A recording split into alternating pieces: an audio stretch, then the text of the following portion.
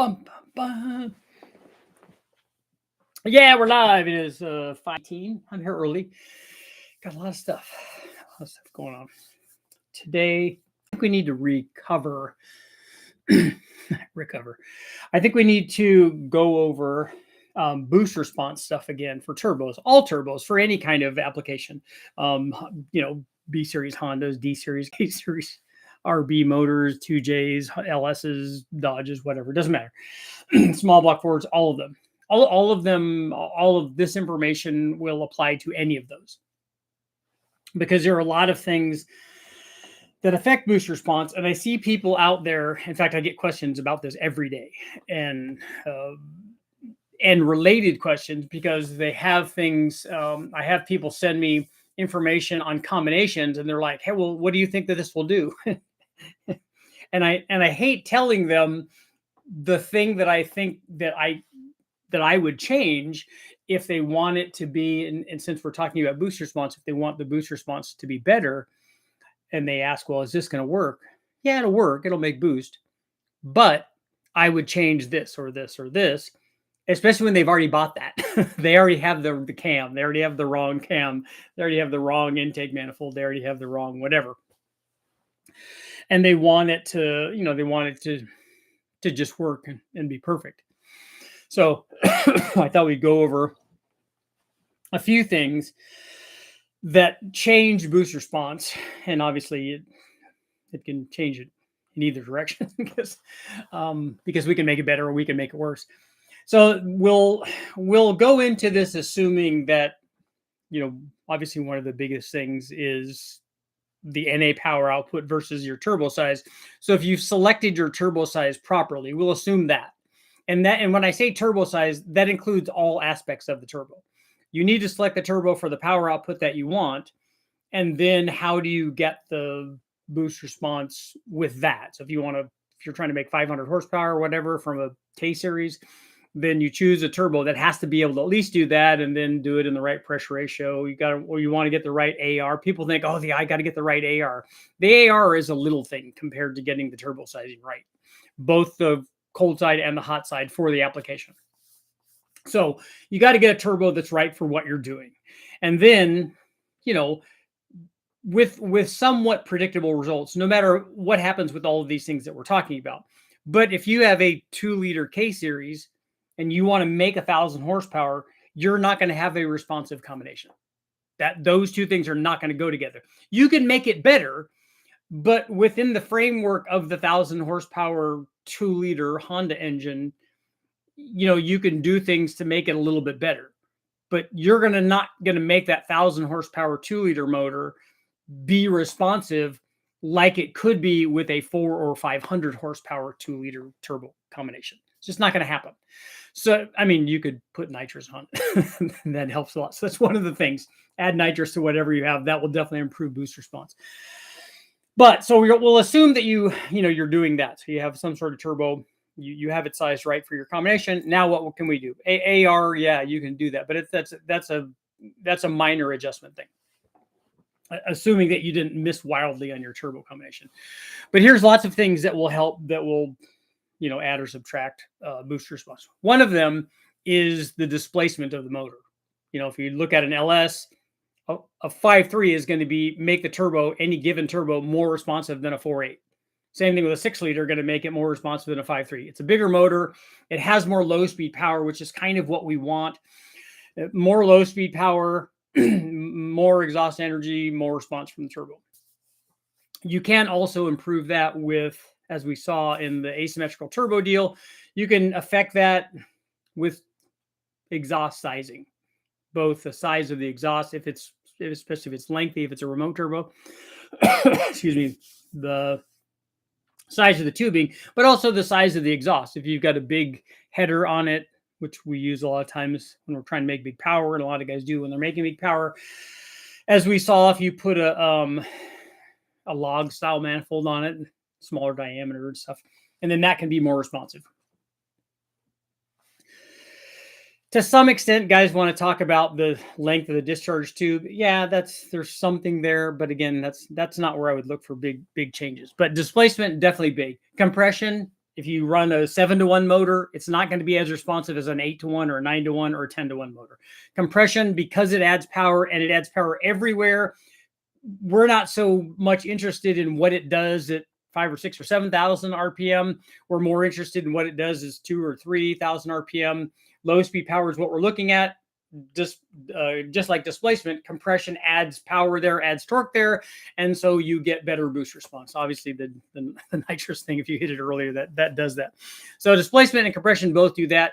Camshaft, to somewhat extent, I would say if you want boost response down low, like at 2,000 RPM, I don't look to the cam. You can look to the cam to ruin it, because if you take a camshaft, like if we have a junkyard LS, we've got the stock cam in a 4.8 or a 5.3. You put a stage 4 or stage 17 or whatever, some sort of giant size camshaft. And this is particularly the case on a 4.8. Put a big camshaft in it. You're just gonna, you'll definitely be able to lose bottom end. It's really hard to gain a whole bunch of power at 2,000 RPM with a cam. It's not hard to lose a bunch. So you can lose a bunch of low speed power with a cam and hurt response there. And this is more and more the case with smaller motors. So a, in the case of an RB26, going to be more responsive than an RB20 and a little bit more than the 25. If you put lots of cam timing in it, same thing happens. Intake manifolds, short runner intake manifolds on an RB, these Grady style manifolds, these short runner things with the tapered plenum entry. Shorter runners hurt boost response. I know that, oh, this is a turbo manifold. Yeah, that's all well and good. But if you have less runner length, you have less boost response because it hurts low speed power. When it hurts low speed power, it hurts boost response. Yes, it at 8,000 RPM or at 9,000 or wherever you want to rev it to, that's all well and good, but it definitely does hurt boost response. On some of these combinations, on some of the double overhead cam, if they're independently adjustable, you can, and if you have VVT, you can, again, if you can alter the cam timing, advance it, whatever you're doing, and improve low speed power, you can improve boost response. Long runner intake manifolds on the LS, the truck style, the Trailblazer SS, the Fast, much better at boost response than a BTR Trinity or a low RAM or that kind of thing. So again, you would pick those for the RPM that you want to run. All of that works fine. So anything that you're doing basically that enhances low speed power, that's good. Ported heads, we just don't see a big gain usually in low speed power unless the head's really bad. So sometimes you can pick up low speed power porting, like let's say if you do it properly, if you do and you don't make the chamber really big, if you do like a 5-liter forward head, sometimes on some of these aftermarket heads, you can improve power even down low. If you can do that, you can get better response. All of that works. A couple of other things that a lot of times people don't think about is the things that are not engine related.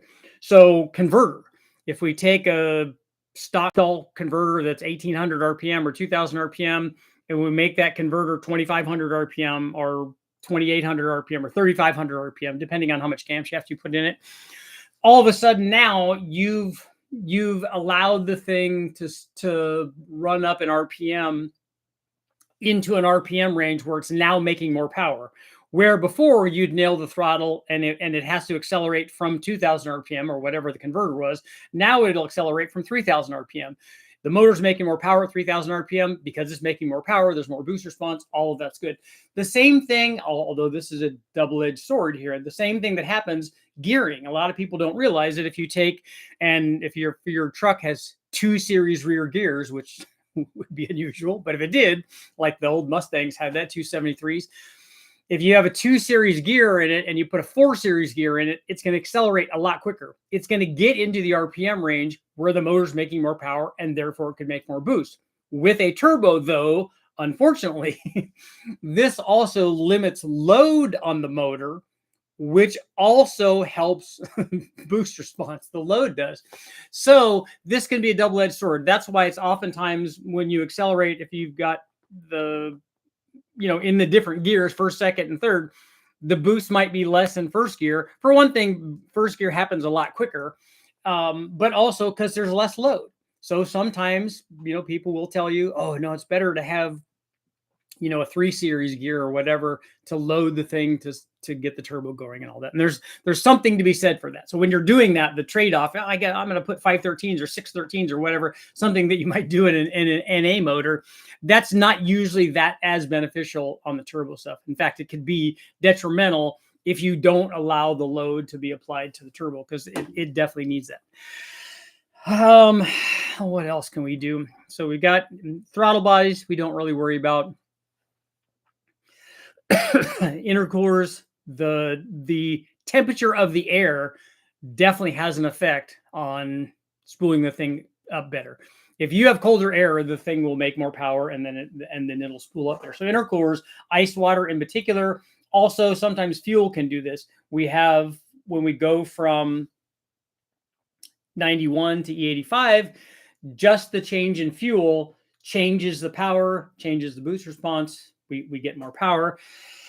That helps a lot. And then if you secondarily add more timing, and it's making more low speed power because of the timing, because of the available octane, and then also because of the cooling, then you also can get more boost response.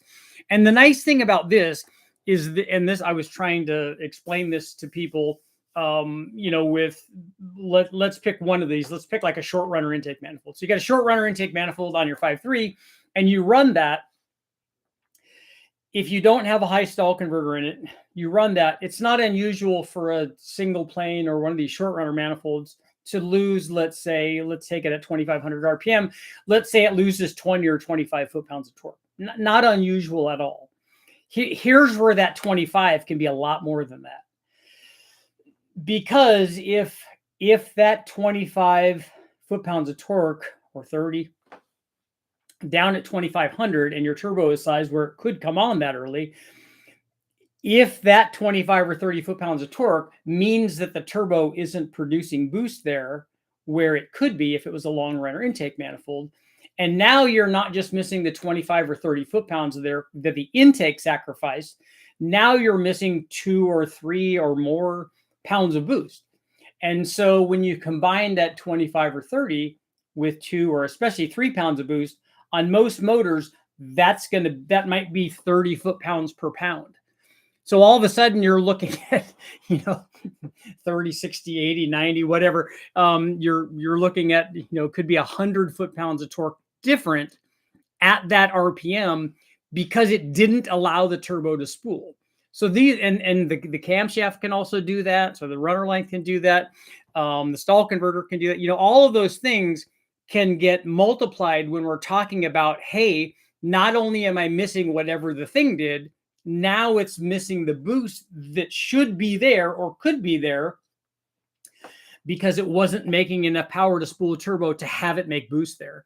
And so not having the boost there, it can be a big thing. I mean, 20 foot-pounds of torque or 30 foot-pounds of torque might not feel that bad. It's 100 foot-pounds of torque. That's going to be really, really noticeable.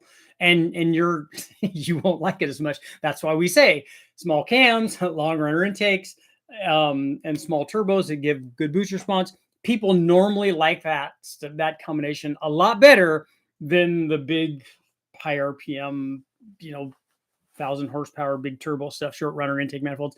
RPM sounds fantastic. It's all glorious. It's just that when you stop on the throttle and nothing happens, it takes you a while to get to this glorious range. The other thing, tuning, or guys want to talk about boost controllers. Boost controllers don't come into play there down at that RPM as long as the wastegate is closed. It's just dependent on all these other things that we talked to. As long as you're closing that and it's not creeping open, then it's not a problem. But before you get boost, it's not usually creeping open. We are live. We're building a turbo 4.3 liter V6. Is a GT45 too big? Well, it depends on how much power you want. For it to be responsive, I don't think that that's a great choice. If you want it to be responsive and you want to make a reasonable amount of power, there are better choices. Our 3584 on a 4.3 is a good choice. We also have 3582s. So depending on how much power you want, we have either one of those. Getaway, what's going on? Winter and nitrous, best spool age. Yeah, both of those are good. What's up, Getaway? Just had this talk with you yesterday. Appreciate the support. Good to see you, Lunchbox.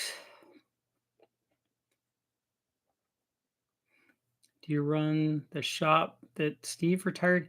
No, I don't work at Westec. Westec has a new owner now, but it's another guy that I really like. The guys that were at Westec, I just love. They're family. I mean, I've been around them for 30 years. GT3071 on a 4.3 liter V6 has a good turbo.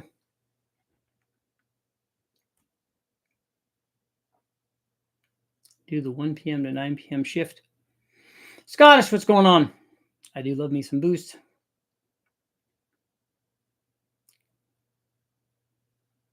Safety valve, blow off valve.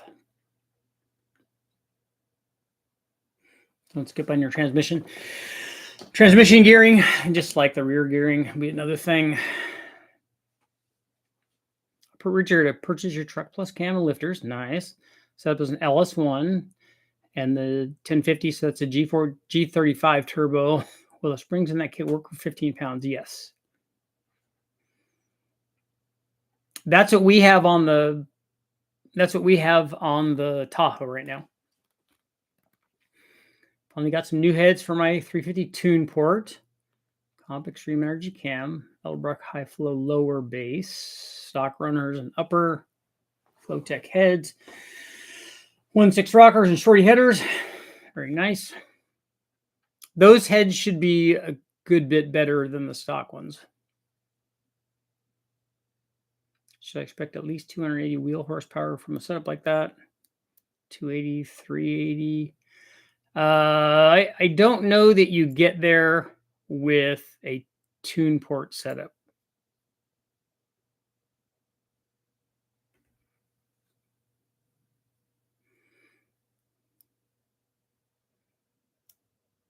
Richard, what camshaft do you recommend for an 8.1 496 Vortec? I'm a turbo one of them. We have camshafts for 8.1s that we're testing right now. Just finished cleaning up a bed. My dog shredded his kennel. Uh-oh. Yeah, that happens. I remember my mom long ago got these two cedar beds, like dog beds, that were supposed to keep, because cedar keeps fleas away. And so she got these two cedar beds and she got them for the dogs for Christmas, but put them in their room that they had. And this room was that they were in there very sparingly, but it was their room in the back of the house. And it had a doggy door that they could go out. And it was just full of, because they used to bring walnuts and pecans into that room all the time, I remember. And I remember going in there like on Christmas Day, and those beds were completely destroyed. They had just eaten the beds and just destroyed everything. There was just the cedar stuff was everywhere. It was carnage. Need more 8.1 testing. I'm going to do I'm going to be going down there to do some of that. Hopefully I'll also get to do some Pro Charger testing with Amos, because he's got one of those. He has a kit that he made. Saw an engine overhaul channel that 317s are prone to cracking around the spring seats and valve guides. I haven't seen that. Usually that discussion are 706 heads, but what affects boost response in an LS, a 6.2 with negative 3 cc pistons, an engine that I'm building particularly? All of the things that we just went over. All of that lengthy list affect boost response. Does a longer exhaust ration on the cam factor into turbocharging? I don't really understand. You can run any camshaft with a turbo. So you would pick your camshaft based on what you want it to do. Do you want it to idle well? Do you want it to have chop? Do you want it to work with a stock converter? And then just put your turbo on there.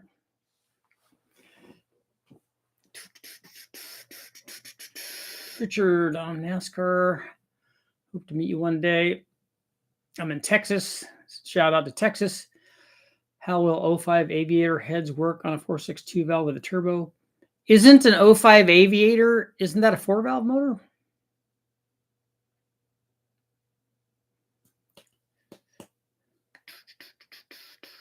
Shooting for 500 to 600 horsepower out of a 4.3. Not sure if the crank will hold, but around 500 for sure. I'll be running 85. Looking forward to the 4.3 test.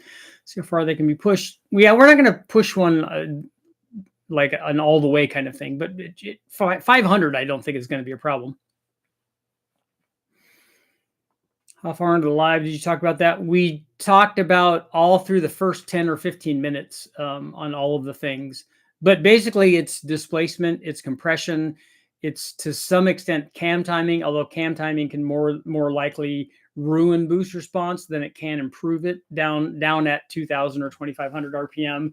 A stall converter, gears, to some extent, the displacement and compression have a big effect. Can have a big effect.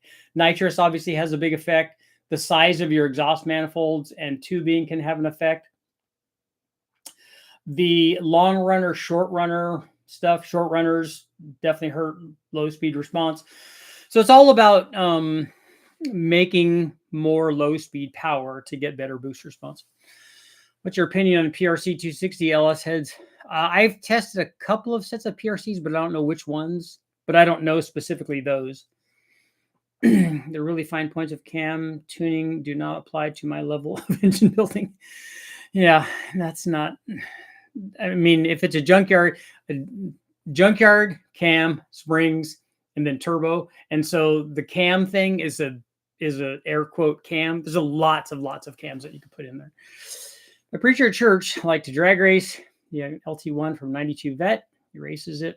Wants to do more. I'm telling him that your website will be gapping ring soon. Nice. An LT1's a good motor. You can make lots of power with those. I got a set of aviator heads from the junkyard. I have a 462 valve short block from an O2 Mercury. Yeah, I mean, it probably would be easier just to get the aviator motor, the whole motor, because you have a lot of things that a lot more than just the heads. You're obviously going to need a 4-valve intake manifold. You're going to need the chains and the guides and all that stuff. And you might have to drill more holes to run the chains and guides from the 4-valve stuff on the 2-valve stuff. I don't know that I've ever actually tried to do a swap with 4-valve stuff on the 2-valve block, but I don't remember if all of the mounts were the same for the chains and guides. I don't remember that. But 4-valve heads obviously flow a lot more than the 2-valve stuff do. Although the guys from who is it? Promax have 2-valve ported heads now. How close is an S476 to your G4E2? An S475 or an S476? I don't know that I'm familiar with an S476. Our G42 is better and makes more power than S475. I need cam help, I'm assuming. 355 small block, forged TRWs, scat rods, cast crank, former RPM, and heads, roller rockers, had a 268 in it, 10-1, quick fuel.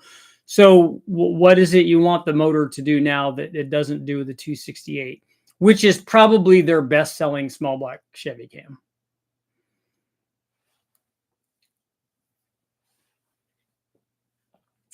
You can really feel like a genius with a small block Chevy LT1. They're so easy to improve the power output. Just picked up my first LS today. It's a 6-liter LFA. Very nice. Aluminum, $7.99 heads, all good stuff. Going to change pistons, cam, and lifters. My truck has 488 gears and a 2300 Sol. What's the best twin turbos? You got to tell me, as always, you got to tell me how much power you want to make. The turbos are a function of the power output, first and foremost. What's your personal opinion on stock 8.1 head ported and polished to the max with a valve job? For what? What is it you're trying to do? On E85 is 1-to-1.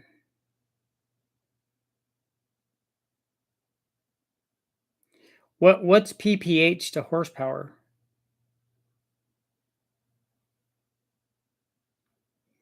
£600 per hour. In flow rate, I don't ever correlate that because your brake specific fuel consumption is going to change that. Got all the changing guides, but I screwed up and left the front timing cover. Yeah, because it's a different front cover. Is the damper the same? S476 is 100 horsepower less than a G42 and a much bigger turbine. Is the S476, is that a T6 like the S475, like a lot of the S475s are?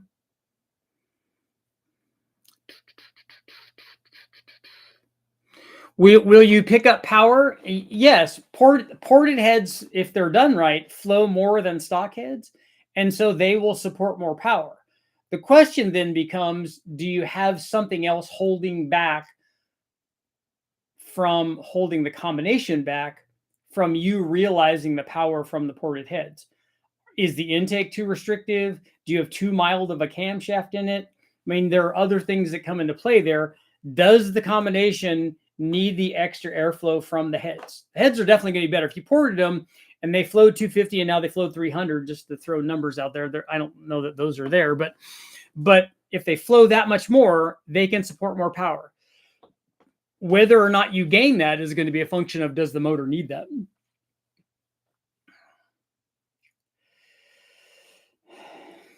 All things equal other than compression, 7.99 to 1, make more power with the turbo. Yes, 100%. 2 points of compression is 6 to 8% change in power, not turbo power, but NA power. So if you were making 300, it's 6 to 8% times 300 that you'll be making if your 7 to 1 motor made 300 horsepower. 1.06, 1.08 times 300. Used to be that boosted engines ran lower compression. That I would say that they still do, unless direct injected stuff doesn't kind of do that. But I still recommend that for guys running street stuff on pump gas.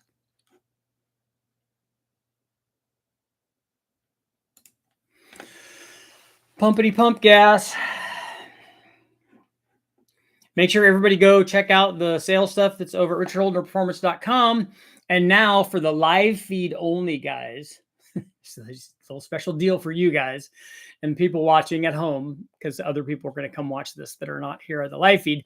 If you're buying anything now during the Black Friday sale, you'll get the Black Friday special sale. And then also Jimmy is going to throw in a free shirt. You don't get to choose what it is. He's basically just using the shirt. He said, I'm using him as packing material. He's not really using this packing material, but you guys get, so order something and you get a free shirt. So that's for the live feed guys. So tell them you're a live feed guy. I'm just thinking that on the higher compression engine, that boost required can be reduced.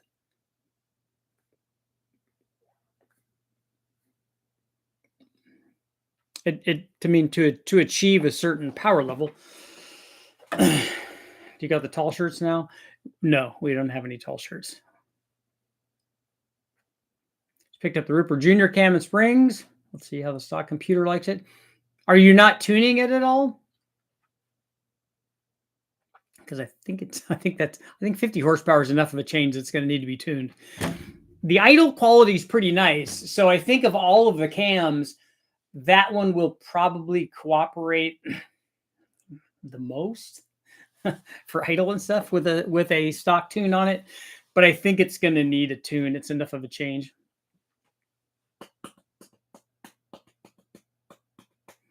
Oh, so you're doing a blow-through carb on your V6?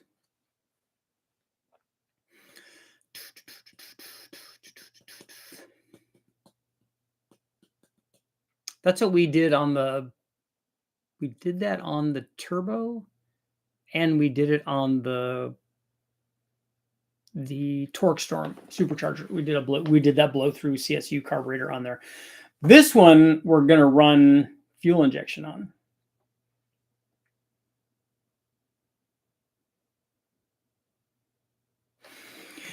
In fact, I need to look that up.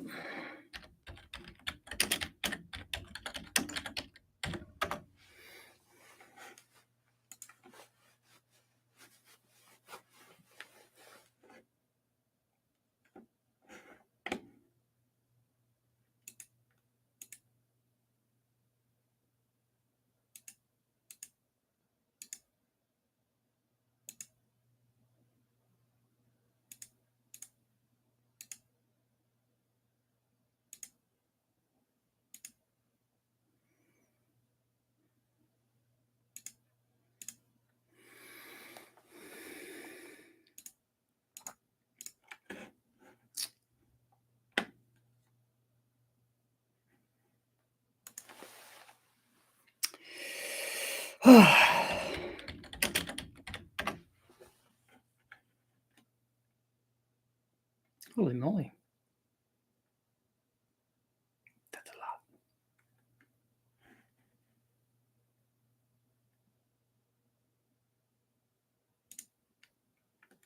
lot.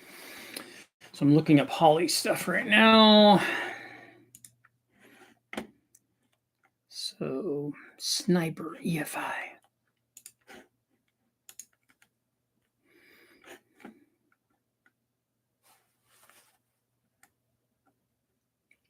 Self-tuning, no laptop required. 4 wires, whether you're naturally aspirated or boosted, Sniper has you covered.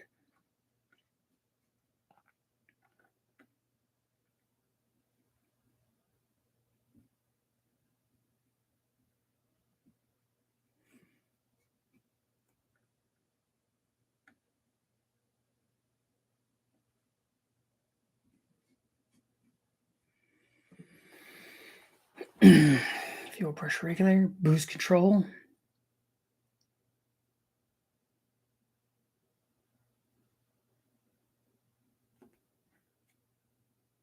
Ooh, an EFI Sniper, EFI Quadrojet. Nice. Super snipers.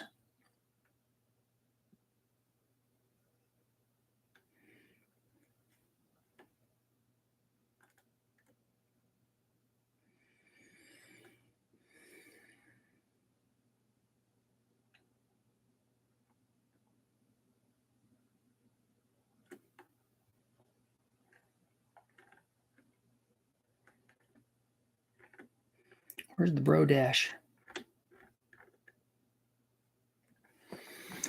There.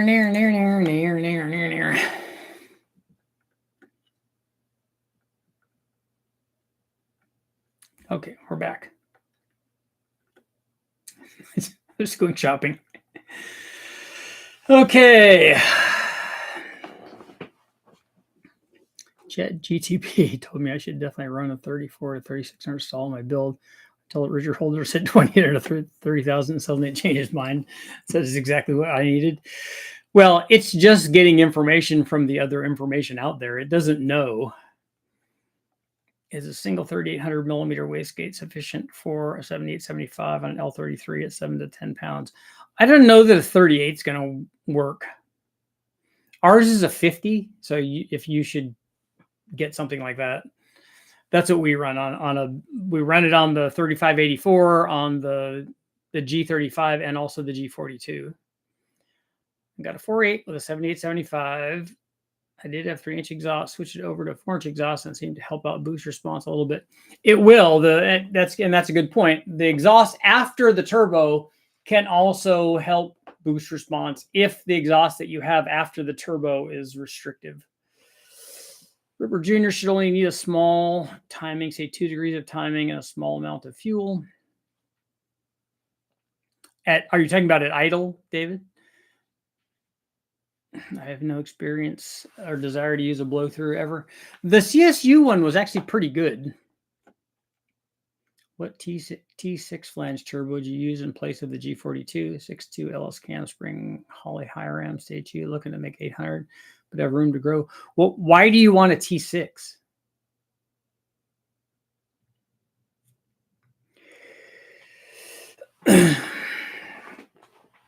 I'm curious. You should put a G42 on there if you only want 800 horsepower and room to grow. That's the perfect turbo for that. And we have T4 G42s right now also, as well as the V-band. Personally, I would pick the V-band, but we have T4s as well. 8.1 turbo coming soon, inspired by you. Yeah, I may run the turbo again on the 8.1. You definitely want to use a laptop to fine tune the Holly snipers. Yeah, I would. That's how we would hook it up. Also, it said you should ask Circle D for a tight converter for my daily driver purpose. Do you agree with that? What I agree with is you should not be asking Chat GPT about what to do with your car. It doesn't know yet. It might get there, but it's not there yet. That's not where you should be getting your information from.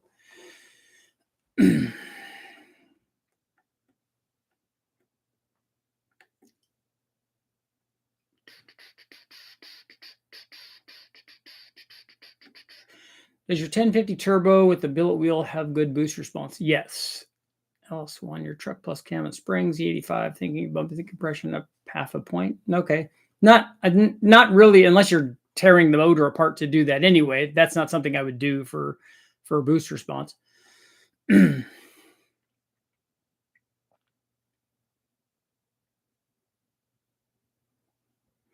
What's your Turbo A1 comparison? Good joules in the video.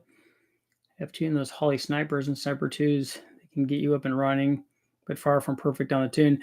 Yeah, I'm not. I mean, what we need to do is really only idle, transition, and wide open throttle. So as long as it'll allow us to change the air fuel and make it in the 11s, let's say, I'll be okay with what we're doing, because it's on the V6.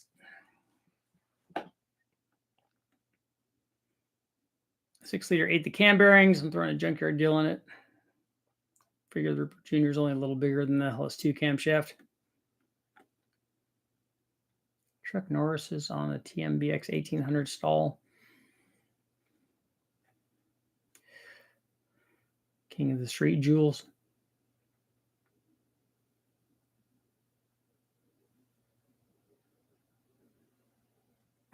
Shooting large quantities of high pressure compressed air in the exhaust manifold aimed at the entrance of the turbine using an onboard stored air compressor system works miracles. Works miracles to do that. To do what? Why would you want to be putting cold compressed air into the hot exhaust system on the turbine side?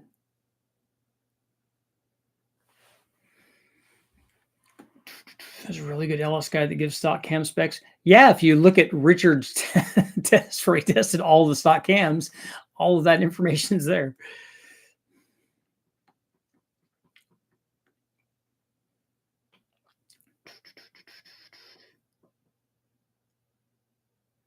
Manifold I have has a T6 on it already. Okay, you could do an adapter, but I don't know. If tell me the power output that you're looking at, an S475 or something, they have T6 flanges, and those are reasonably inexpensive. Would dual 38 wastegates work on a 406? Yes, for 400 horsepower.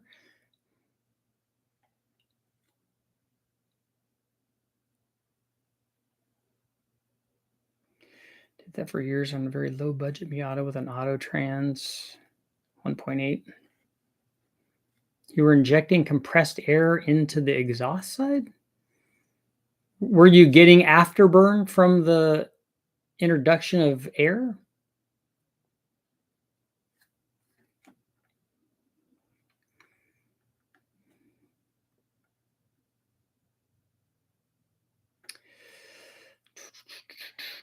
Stupid question. There's no stupid questions. If you double horsepower boost and all other accompanying components to handle increased horsepower, what would happen to fuel mileage? Would it increase, decrease, or be flat? Well, for 99.9% of the people, it's going to go down because they're going to be using that extra power. But if you took a stock motor with a stock cam and the right tune and put a turbo on it and doubled the power output because you ran 15 pounds, you could theoretically cruise around out of boost and get very, very similar cruise fuel mileage. The problem is that people with turbos don't drive like that. They don't drive for fuel mileage. They drive for, I have a turbo and I want to see that boost gauge because I want to feel that. And the more you sample that, where you're running at 11-to-1 and not 14-7-1 under cruise, you're going to use a lot more fuel. And so it's a driving thing more than anything. Recently picked up a 95 C1500 with a TBI. Do you think it's worth doing anything to? See, Melling has a heap of cans. Well, it's a small block Chevy, so it's really easy to make more power with a small block Chevy. You are limited by your induction system and your computer. Computer is very slow and lethargic, and your throttle body, both in terms of the amount of fuel that it can inject and the opening for the amount of airflow that it can supply to a manifold that's also not very good. If you get rid of all that and put a carburetor on there and a dual plane and a camshaft in a small block Chevy, then that works good. Otherwise, it's kind of an uphill battle to do a bunch of stuff to the and retain the TBI stuff.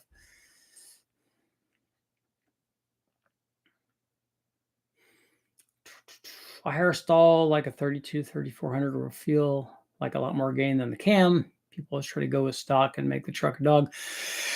I agree. A converter, even on a stock cam, is gonna it's gonna make a big difference.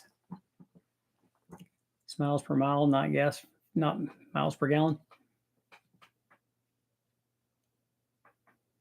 TBIs can produce power, not with a stock TBI. You can't. You always say every cam is a turbo cam, but would a smaller cam spool a turbo faster? Yeah, we went over that. That's what I recommend. I recommend smaller cams and then let the turbo do the work.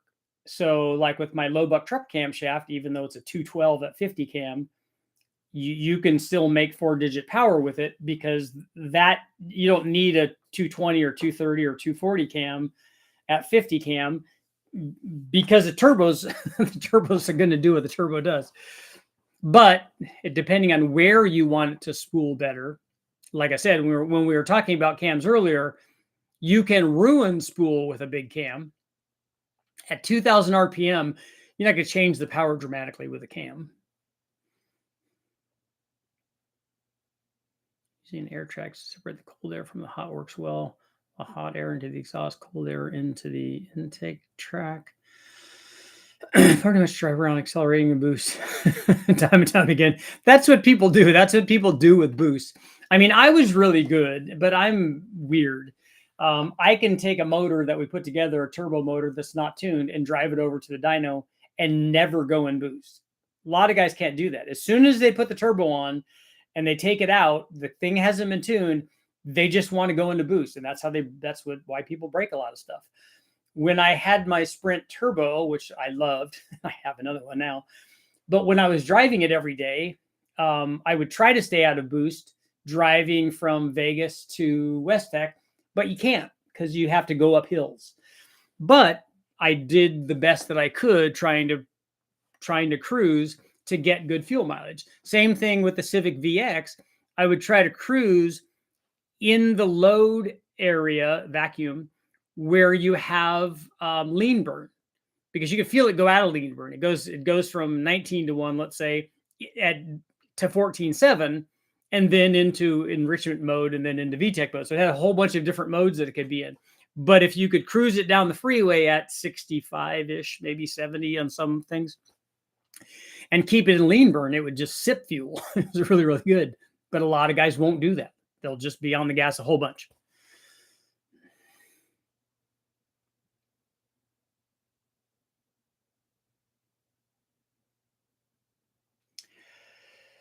High pressure compressed air works.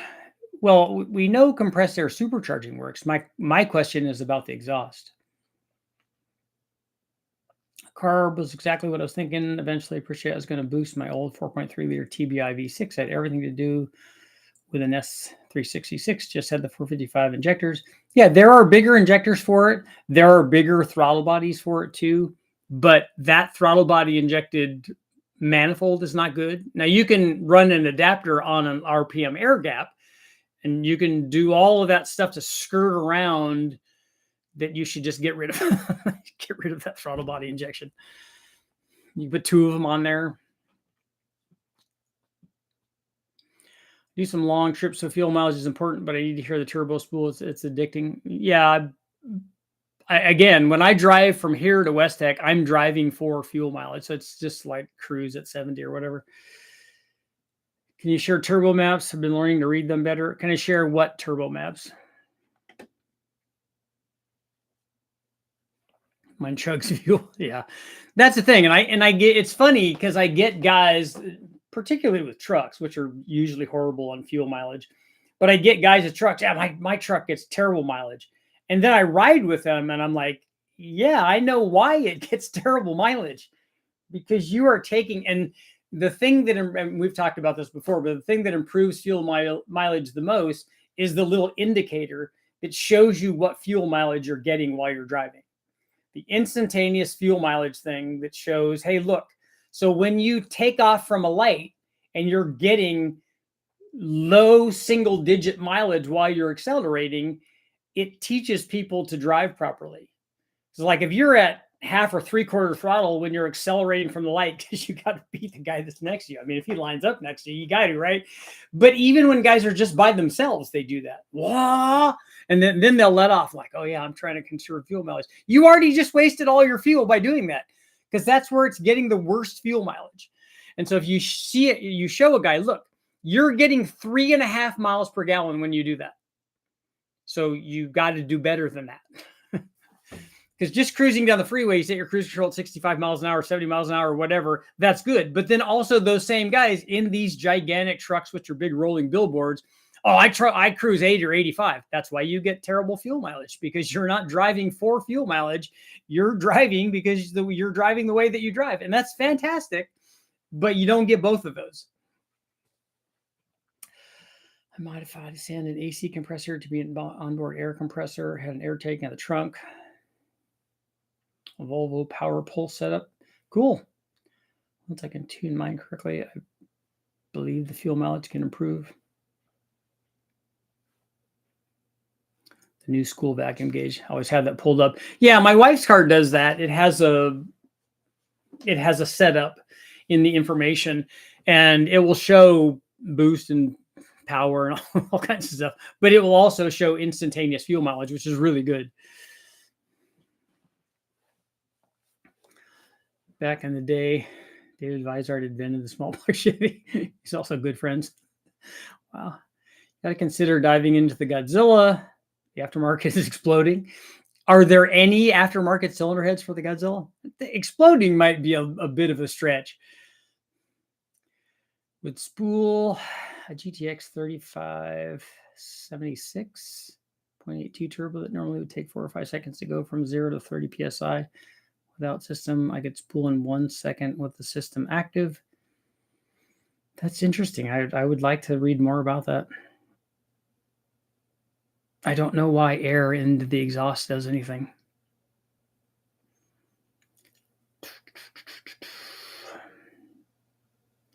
£4,500 car, 4L80 trans, 2,500 salt with a good cam for a 408 stroker. Just want a good street car.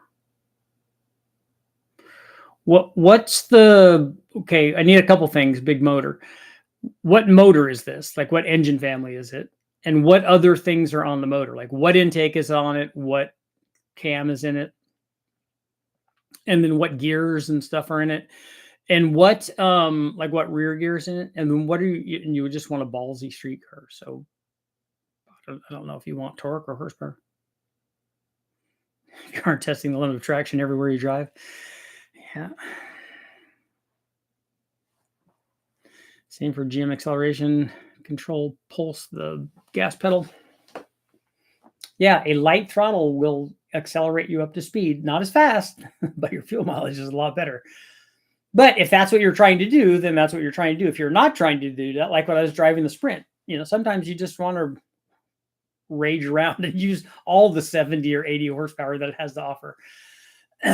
Not normally though. Normally on that car, I drove for fuel mileage, but we did do land speed records with it, which were fun, and spent time on the dyno and stuff.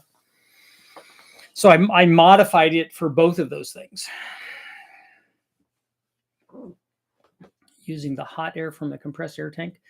But when you inject the air from a compressed air, it cools the air is cooled though.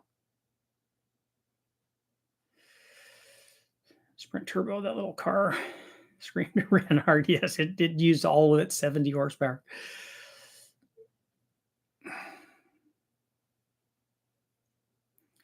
An as-cast Godzilla head flows 400 CFM. I don't think that they flow anywhere near that much. A fully ported one maybe gets there, but I don't think a stock one flows that much.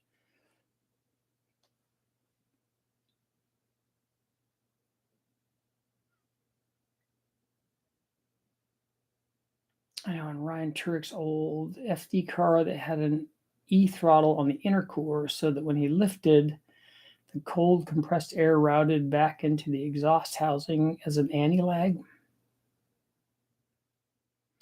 So is introducing the air into the exhaust? That was my question. Are we getting afterburn in that? Is there fuel in there and it needs more air? Because it have a lot of exhaust, obviously, but not a lot of clean air. I've seen them use spark plugs and stuff, but I just want to get a feel for what that's doing. There.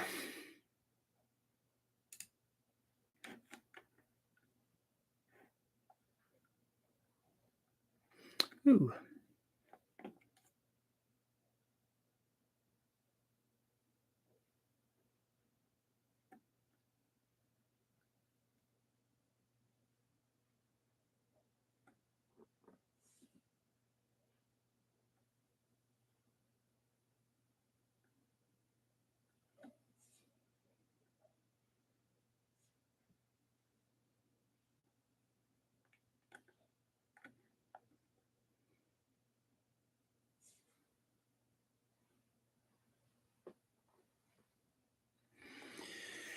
That's interesting.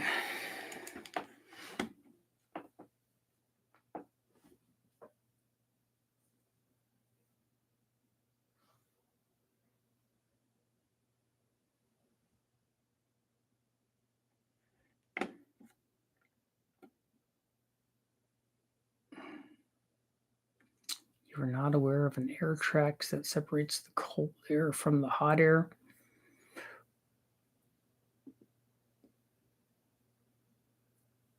No, I'm not.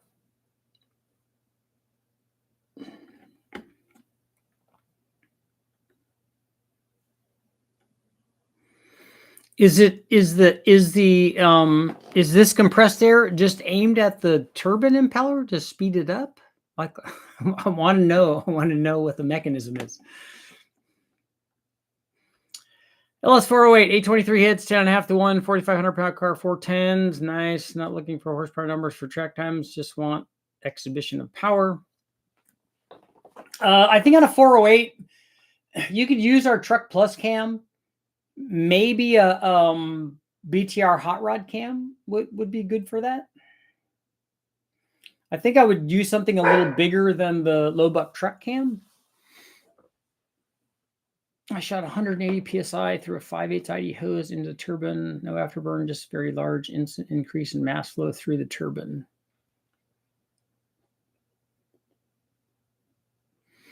What is the angle of the nozzle? Where are you injecting it?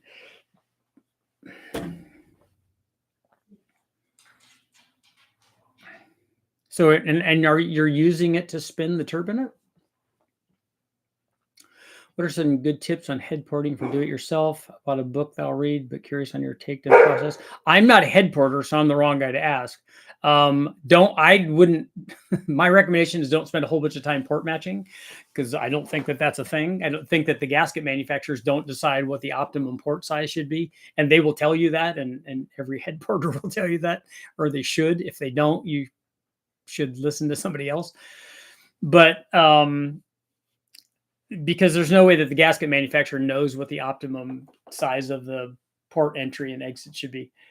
But most of the gains are going to be in the bowl area and the short turn. And then of course, dimple port everything. 7.3 is really similar to the LS, so it's right up.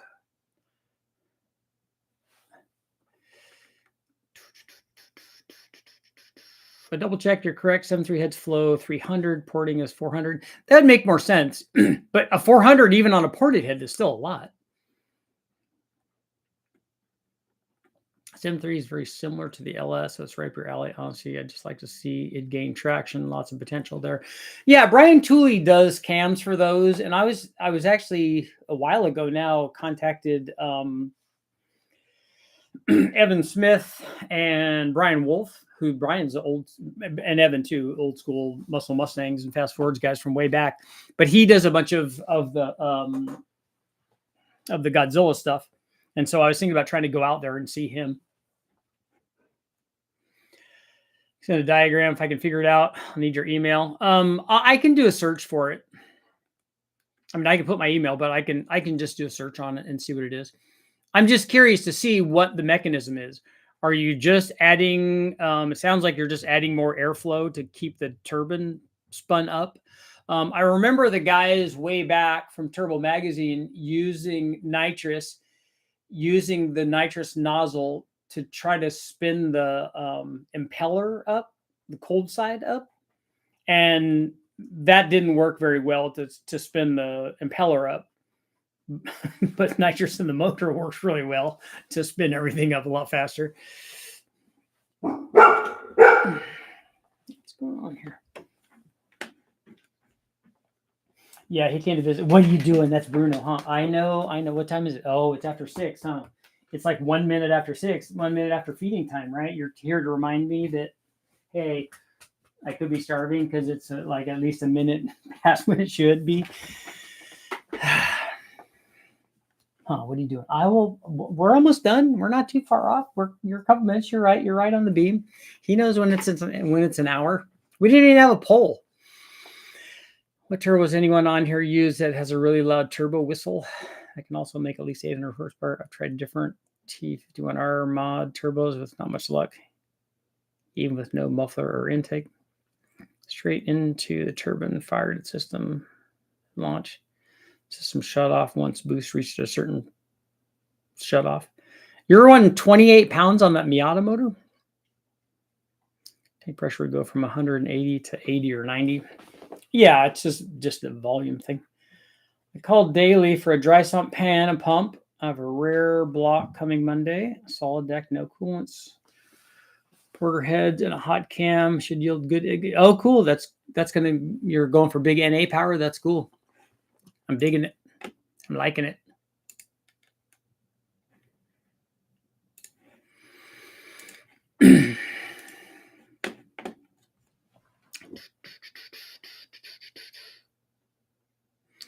I'm curious why more people wouldn't be using that pressurized air. I wonder if it's illegal, like for drag racing. Why wouldn't they be using that to spool the turbo on the launch?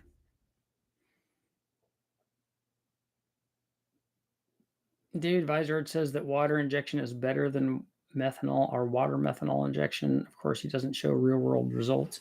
I don't know what he means by better. Is it better at controlling detonation then because it's not burning? There may be, I mean, if that's his angle, there may be something to that particular nuanced statement. Would a 3800 supercharger on my Chevy 235 inline 6 be a bad idea? No, that's an M90 would be a good size for that. The 235 is not going to be making a lot of power, so it'd be fine. Is it normal for a reman engine to get worse fuel mileage than an engine with 340,000 miles? If you're doing a real dedicated, instrumented fuel mileage test, it would not be unusual for a completely new engine that is not worn in to get worse fuel mileage. As it breaks in, the fuel mileage should get better. I ran up to 38 psi on the Miata motor. Did you ever dyno it? I mean, if you're doing that's a lot of boost.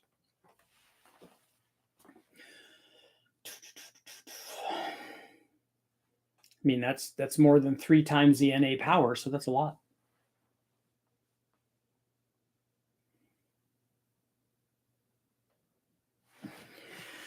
That is a ton.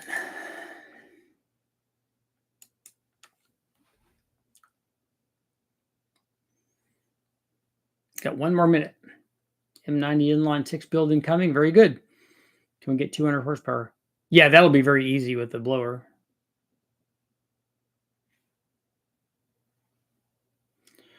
I tested spool time of compressed air against a 50 shot. The air setups pull the turbo significantly faster.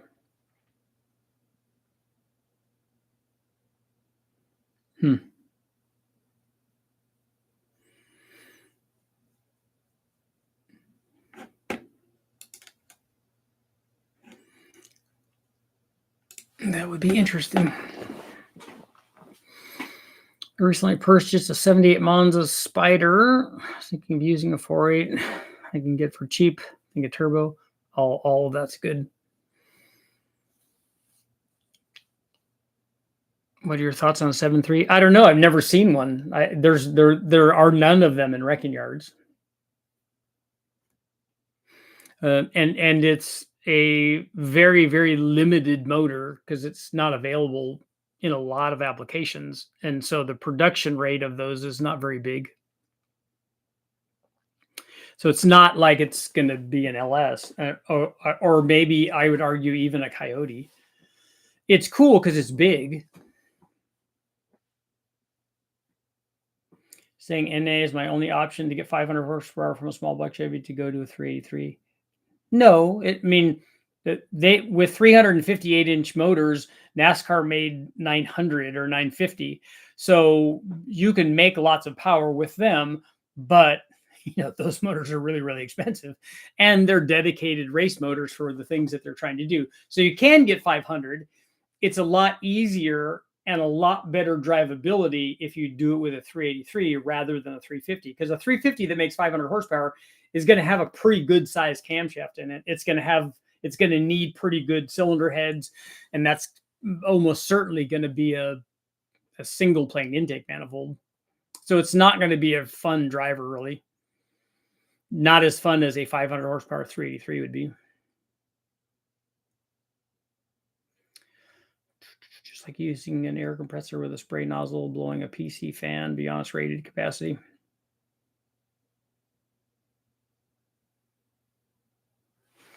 Trapped 109 in the 8th. That's a lot. Gen 3 LQ4 disassembled for ring gap. GT4 42 turbo, rec port heads, 2 truck Norses or Summit Stage 3 cam. It's like 550 lift 223. What might be a better cam? It sounds like you have a cam.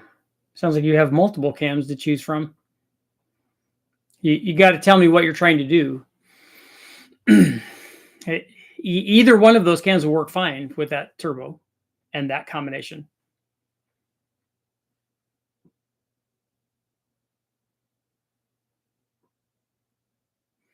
$7.3 and $6.8 is in so many Super Duties, and the blocks are cheap and available. Yeah, but they're not like go to the wrecking yard and find a 7.3 or a 6.8. You won't find any of those, just like you won't find Coyotes.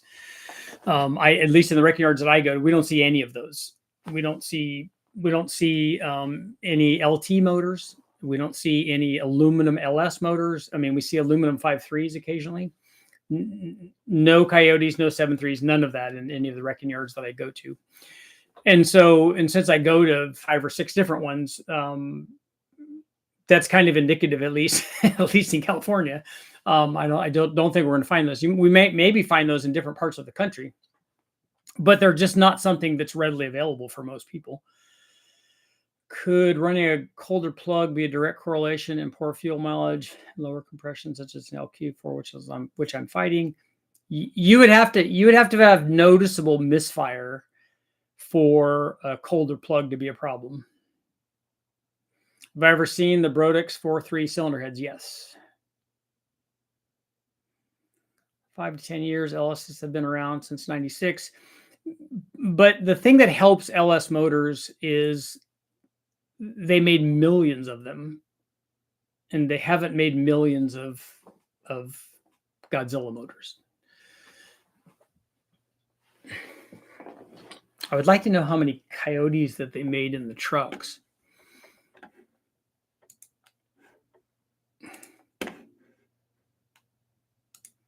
I mean, even if it's not, hugely popular or hugely available or whatever, it's still cool to do. And there's lots of guys doing it. Like I said, BTR did a bunch of stuff. Wolf did a bunch of stuff. So there are guys doing it and trying to run it.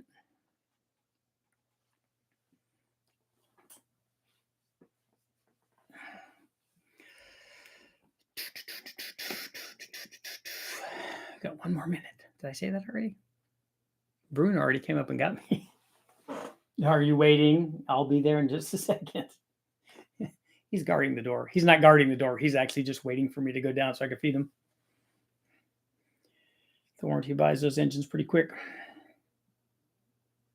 Yeah, if you look at LT motors or aluminum LS motors, LS3s, LS2s, whatever, if you look at those, and guys will do complete takeouts for those, and they'll sell them for 5, 6, 8, 10 grand, whatever the going rate is for a complete setup with the harness and all that stuff. So a guy could just put it in kind of a street roddy or swap kind of thing. That's not me. I'm tearing the 4.8 out or the 5.3.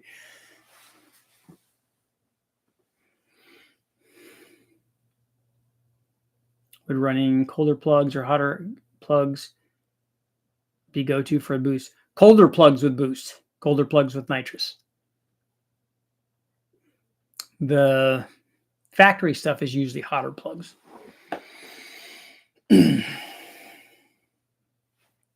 And a lot of the factory stuff has really big gaps too. Could be worse. Could be a Nissan Cummins V8. Yeah, there's a lot of, you know, I don't see any Pontiac 455s either, or Buick 455s, or Oldsmobile 455s. I don't know that I've ever seen an Oldsmobile 455 at the wrecking yard. I have actually seen Buicks. Although I don't know that they were 455s. I can't remember. I think I have seen a Pontiac 455, but I don't think certainly was not in a Firebird. It was in some sort of full size, a Catalina or something at the wrecking yard. Not seen an Oldsmobile one. Have seen Trans Ams there, 403s, and then the later stuff. It was not a 400 Pontiac, although I have seen those too.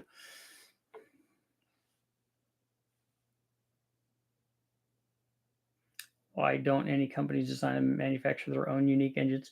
So, why? What would be the benefit of doing that? Use a 40-pound propane tank for air storage.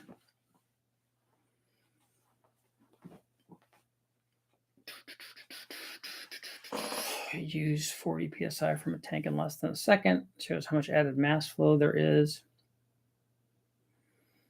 Yeah, that would be a function of whatever the valve opening is on that tank and then the line size. 403 was underrated from Oldsmobile? You think so? What's a 403 head flow? Does anybody know? At least it's big. It's 400 inches. So it can't be terrible. I mean, look at a 400M. I know the 400M guys don't like me calling them 400Ms, but that's what I call them. That's just a big Cleveland. That's a big tall deck Cleveland. So you could put good heads on those. I don't know of any of the factory Oldsmobile heads that were like high flowing, but I don't know enough about Oldsmobiles though.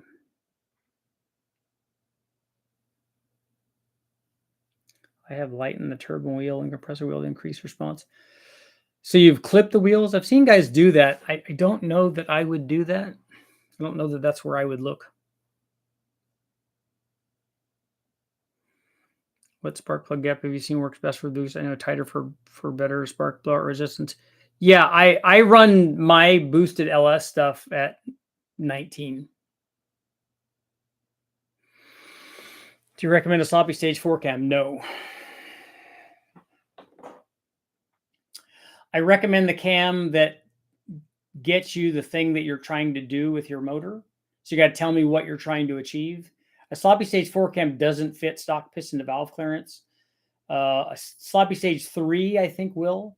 The most popular one is a sloppy stage 2 because it has probably better drivability than the other ones. So again, it depends on what you're trying to do. I know a few, but not factory heads. Yeah, I just wondered if they had any, because like a Chevrolet had some fairly decent for factory heads. They had some decent factory aluminum heads, L88, L89, and they weren't great, but they're still better than they flow a lot more than most other factory Pontiac 455, except for the Ram Air 5, which they didn't use. Pontiac 455, Oldsmobile 455, Buick 455. The Chevrolet, I think, had the best head flow of those. Oldsmobile J-code heads.